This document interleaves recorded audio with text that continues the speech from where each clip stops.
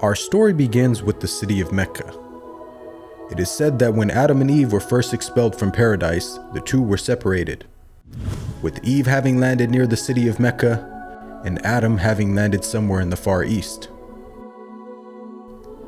After many years of searching for one another, Adam finally managed to make his way down through the Arabian Peninsula to Mecca, and it was at the top of Mount Arafat, just outside the city of Mecca, where the two were finally reunited. Mecca is also significant because it is considered the first place on earth that God Almighty was worshipped alone.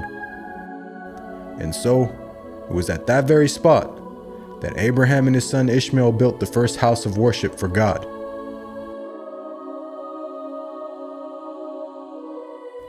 In honor of this, God Almighty had built in the heavens a similar structure for the angels. And it is said that every day, 70,000 angels come to that building to perform their prayers and then leave, intending never to return again.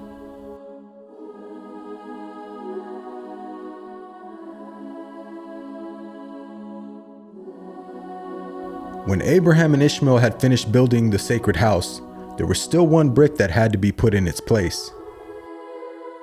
And so, Abraham sent his son Ishmael off to find a unique stone that he could put there. But God Almighty destined that the final stone that was to be laid would not be from the material of this world, but instead a stone directly from the heart of paradise. The angel Gabriel then brought the stone down to Abraham, who proceeded to put it in its proper place. It is said that when the stone first came down, it was a pure white color. But due to the impurities of this world and the sinfulness of man, the stone slowly began to fade and eventually turned black.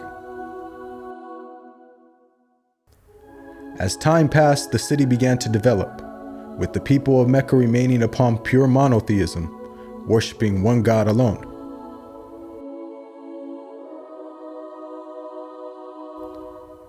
This despite the fact that their neighbors in Egypt, Mesopotamia, and the Levant had been practicing paganism for centuries. But this was all to change when a merchant by the name of Amr ibn Luhay had decided to conduct his business outside of Mecca. Amr then proceeded to journey northwards until he reached the lands of Levant. There, Amr would witness for the first time things like modern architecture, advanced literature, and of course, the practice of paganism.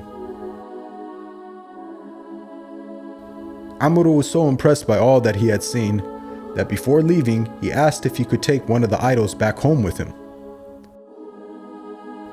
The people agreed, and so Amr took the idol and placed it along with the other goods and merchandise in his caravan.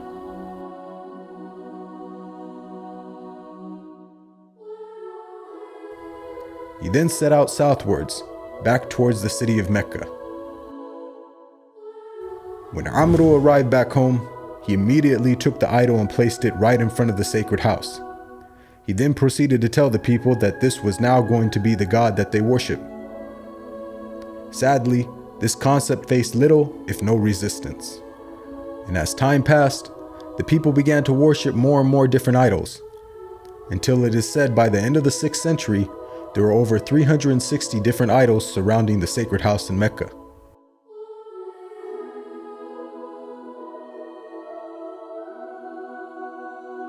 As the years passed and paganism became more prominent throughout the world, the people who still practiced monotheism knew that the coming of a new prophet was close at hand. And so, either through deductive reasoning or through interpretation of their holy text, many had concluded that the Arabian Peninsula was the most probable place God would send his new prophet. For at the time, the Roman Empire and the Persian Empire had extremely repressive governments and were hostile towards any type of rebellion, be it ideologically or politically. While the Arabian Peninsula, on the other hand, though also deeply mired in paganism, was a land ruled by tribal law and never had a real central government. As time went by, it appears that more and more people began to move down to the Arabian Peninsula to await the coming of the next prophet. And so, in the very land in which man first worshipped his Creator, and where Abraham built the first house of worship for God alone, it was there where God had destined his last and final messenger would emerge.